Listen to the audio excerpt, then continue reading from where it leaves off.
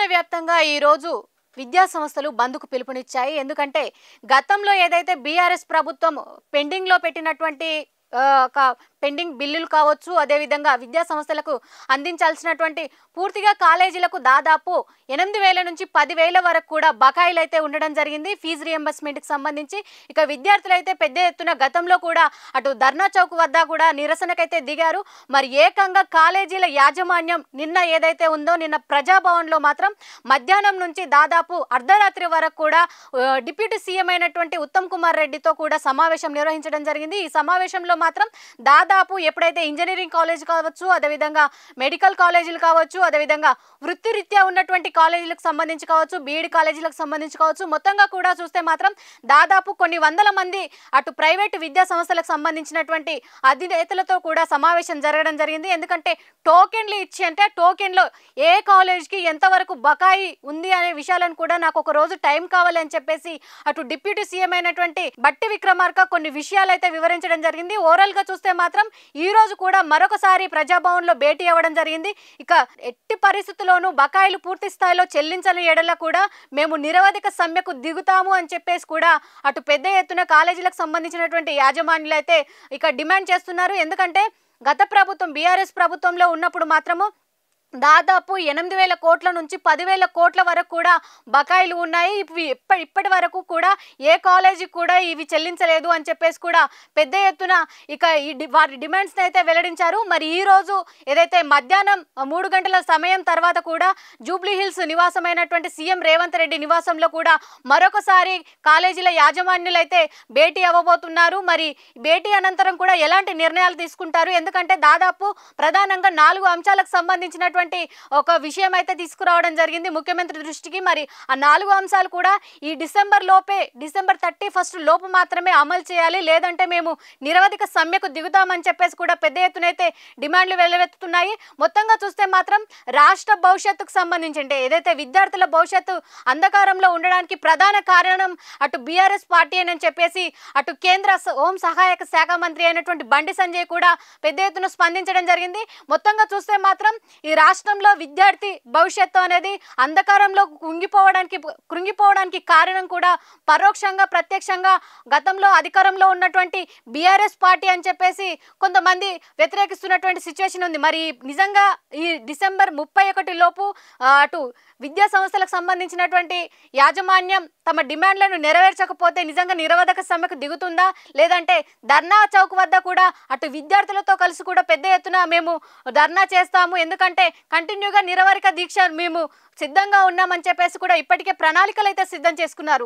ఓవరాల్గా చూస్తే మాత్రం సీఎం రేవంత్ దృష్టికి మాత్రం కొన్ని యాజమాన్యానికి సంబంధించినటువంటి కొన్ని కళాశాలలకు మాత్రమే అటు విషయాలు వెళ్ళాయని చెప్తున్నారు. ఎందుకంటే టోకెన్కి ఇంత అని చెప్పేసి, అంటే ఒక్కొక్క టోకెన్లో కొన్ని కాలేజీలకు సంబంధించినటువంటి ఇన్ఫర్మేషన్ మాత్రమే పొందుపరచడం జరిగింది. ఎందుకంటే ఆ ఇన్ఫర్మేషన్లో ప్రధానంగా చూస్తే మాత్రం ఇంజనీరింగ్ కళాశాలకు సంబంధించి కూడా పూర్తి వివరాలు ఇంకా రావాల్సి ఉంది అని చెప్పేసి అయితే అంటున్నారు.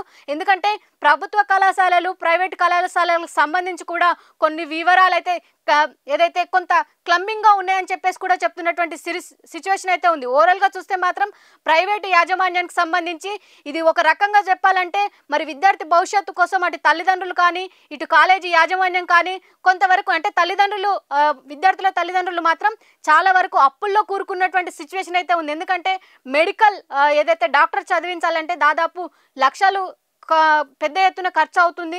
మరి దానికి సంబంధించి ఇప్పటికే ఫీజులు కట్టలేనటువంటి సిచ్యువేషన్లో అటు కాలేజీ యాజమాన్యం చేతులెత్తేయడం, వీళ్ళ చదువు కాస్త కొంత వెనక్కి పడిపోవడం, దీంతో పాటు ఎంప్లాయీస్ కోసం ఎవరైతే అంటే ఎంప్లాయ్మెంట్ కోసం ఎదురు చూసేటువంటి విద్యార్థులకు మాత్రం పూర్తి పెద్ద ఎత్తున నిరాశ మిగలడం, వీటన్నిటిని చూసుకుంటే మాత్రం మరి గత ప్రభుత్వం చేసినటువంటి తప్పిదాలను ఇప్పుడు ఉన్నటువంటి కాంగ్రెస్ ప్రభుత్వం మరి ఆ తప్పిదాలను మొత్తంగా చూస్తే మాత్రం బకాయిలను చెల్లించి తన బాధ్యత నిర్వర్తిస్తుందా, లేదంటే దఫాల వారీగా కూడా మేము చెల్లిస్తామని చెప్పేసి గతంలో ఒక మాటలు అయితే వినిపించాయి. మరి వీటికి సంబంధించి సీఎం రేవంత్ రెడ్డి ఈ రోజు కాలేజీ యాజమాన్యాలతోటి ఏ విషయం పైన ఒక కొలిక్కి రావడం జరుగుతుంది.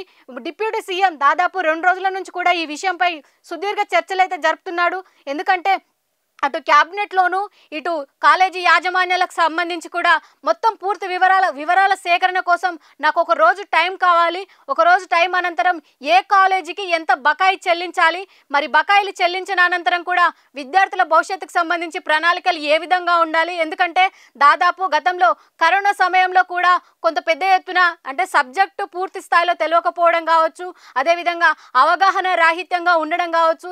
ఈ విషయాలన్నీ మరొకసారి కూడా మరి ఆ విద్యార్థుల భవిష్యత్తు అనేది వెనక్కి తగ్గకుండా మరింత అభివృద్ధి చెందే విధంగా కూడా మరి కాలేజీలో సంబంధించినటువంటి మౌలిక వసతులు కావచ్చు, ఇక టీచింగ్ యాజమాన్యానికి సంబంధించి కావచ్చు, పూర్తిగా చూస్తే మాత్రం అటు విద్యార్థికి సబ్జెక్టు పరంగా పూర్తిగా అవగాహన ఉండాలని చెప్పేసి గతంలో చెప్పినప్పటికీ కూడా కేవలం బకాయిలు చెల్లించడందువలన క్లాసులు అనేది నిర్వహించడం కష్టతరంగా ఉంది అని చెప్పేసి దాదాపు ఒక 2-3 నెలల నుంచి కూడా అటు విద్యా సంస్థల యాజమాన్యాలు కూడా అటు ప్రభుత్వానికి మొర పెట్టుకున్నటువంటి సిచ్యువేషన్ అయితే ఉంది.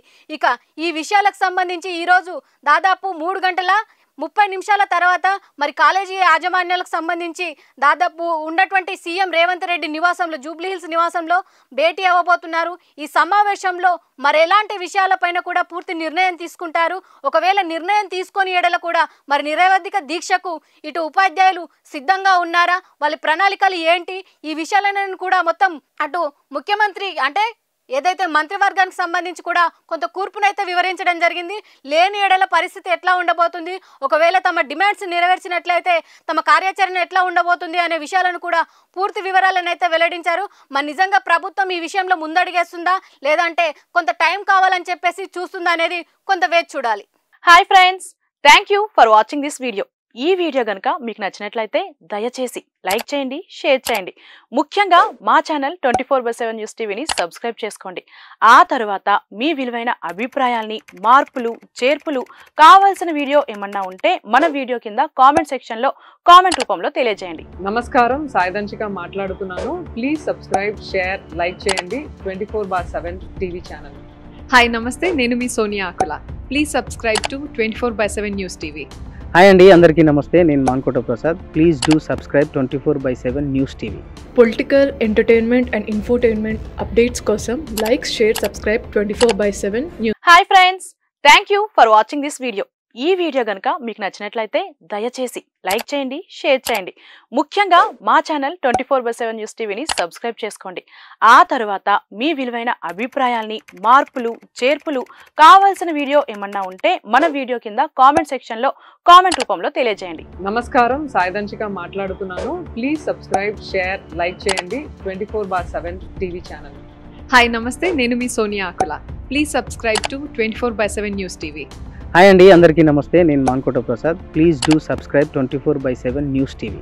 Political, entertainment and infotainment updates కోసం like, share, subscribe 24/7 news TV.